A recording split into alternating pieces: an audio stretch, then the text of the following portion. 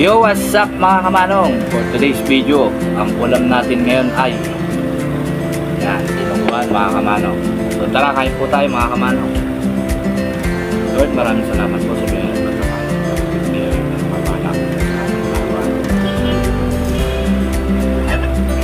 mga mga kamanong, kain na tayo.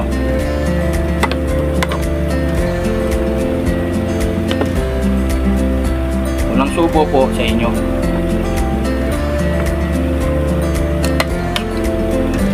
Suka.